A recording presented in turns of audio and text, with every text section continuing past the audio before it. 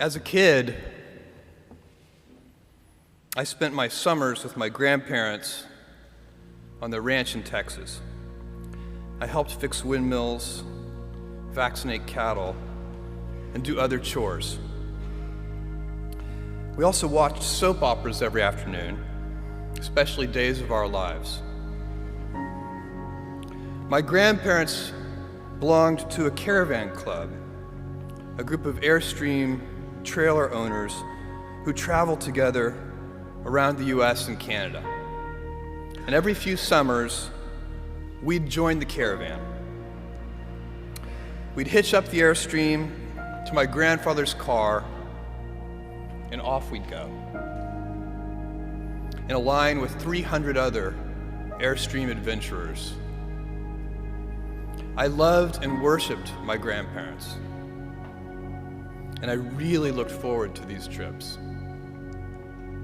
On one particular trip, I was about 10 years old. I was rolling around in the big bench seat in the back of the car. My grandfather was driving, and my grandmother had the passenger seat. She smoked throughout these trips, and I hated the smell.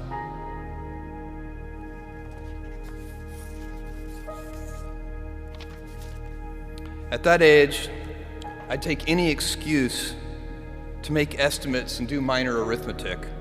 I'd calculate our gas mileage, figure out useless statistics on things like grocery spending. I'd been hearing an ad campaign about smoking. I can't remember the details, but basically the ad said, every puff of a cigarette takes some number of minutes off of your life. I think it might have been 2 minutes per puff. At any rate, I decided to do the math for my grandmother.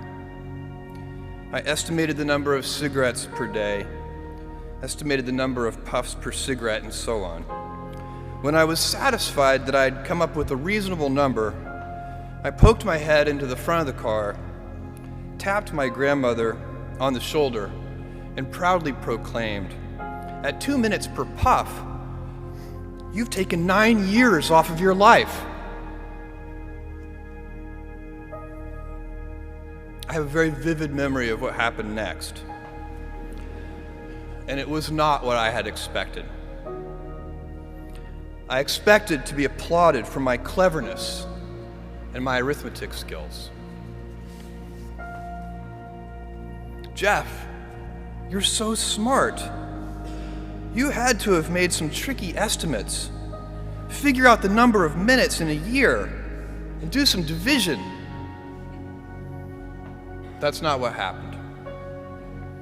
Instead, my grandmother burst into tears.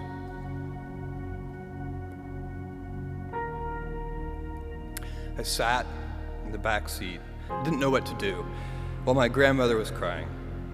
My grandfather, who'd been driving in silence, pulled over onto the shoulder of the highway.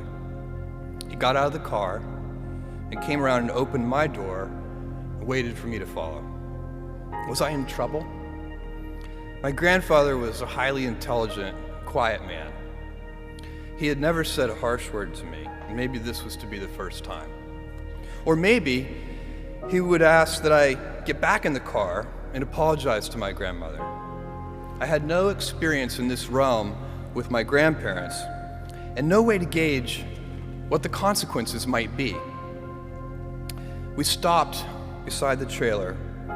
My grandfather looked at me, and after a bit of silence, he gently and calmly said, "Jeff, one day you'll understand that it's harder to be kind than clever."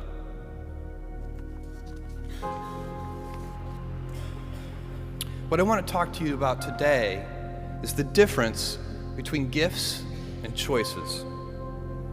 Cleverness is a gift. Kindness is a choice. Gifts are easy. They're given after all. Choices can be hard. You can seduce yourself with your gifts if you're not careful. And if you do, it'll probably be to the detriment of your choices. This is a group with many gifts. I'm sure one of your gifts is the gift of a smart and capable brain. I'm confident that's the case because admission is competitive. And if there weren't some signs that you're clever, the dean of admissions wouldn't have let you in. Your smarts will come in handy because you will travel in a land of marvels. We humans, plodding as we are, will astonish ourselves. We'll invent ways to generate clean energy, and a lot of it. Atom by atom, we'll assemble small machines that can enter cell walls and make repairs. This month comes the extraordinary but inevitable news that we've synthesized life. In the coming years, we'll not only synthesize it, but engineer it to specifications. I believe you'll even see us understand the human brain. Jules Verne, Mark Twain, Galileo, Newton, all the curious from the ages would have wanted to be alive, most of all, right now. As a civilization, we will have so many gifts, just as you as individuals have so many individual gifts as you sit before me. How will you use these gifts? And will you take pride in your gifts or pride in your choices? I got the idea to start Amazon 16 years ago. I came across the fact that web usage was growing at 2,300% per year, and I'd never seen or heard of anything that grew that fast. And the idea of building an online bookstore with millions of titles, something that simply couldn't exist in the physical world, was very exciting to me. I just turned 30 years old, and I'd been married for a year.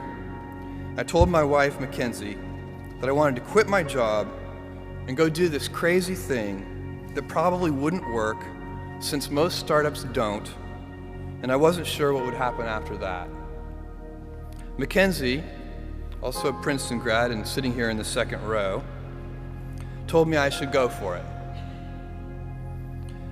As a young boy, I'd been a garage inventor. I'd invented an automatic gate closer out of cement-filled tires, a solar cooker that didn't work very well out of an umbrella and aluminum foil, baking pan alarms to entrap my siblings. I'd always wanted to be an inventor, and she wanted me to follow my passion. I was working at a financial firm in New York City with a bunch of very smart people, and I had a brilliant boss I much admired. I went to my boss and told him I was going to start a company selling books on the internet. He took me on a long walk in Central Park, listened carefully to me, and finally said, "That sounds like a really good idea, but it would be an even better idea for someone who didn't already have a good job." That logic made some sense to me, and he convinced me to think about it for 48 hours before making a final decision.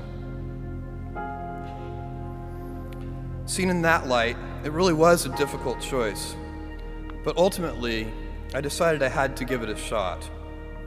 I didn't think I'd regret trying and failing, and I suspected I would always be haunted by a decision to not try at all. After much consideration, I took the less safe path to follow my passion, and I'm proud of that choice. Tomorrow, in a very real sense, your life, the life you author from scratch on your own, begins. How will you use your gifts? What choices will you make? Will inertia be your guide, or will you follow your passions? Will you follow dogma, or will you be original? Will you choose a life of ease, or a life of service and adventure? Will you wilt under criticism, or will you follow your convictions? Will you bluff it out when you're wrong, or will you apologize? Will you guard your heart against rejection, or will you act when you fall in love? Will you play it safe, or will you be a little bit swashbuckling? When it's tough, will you give up, or will you be relentless? Will you be a cynic, or will you be a builder? Will you be clever at the expense of others, or will you be kind?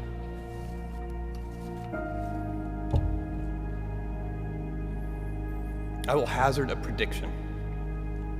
When you are 80 years old, and in a quiet moment of reflection, narrating for only yourself the most personal version of your life story, the telling that will be most compact and meaningful will be the series of choices you have made. In the end, we are our choices. Build yourself a great story. Thank you and good luck.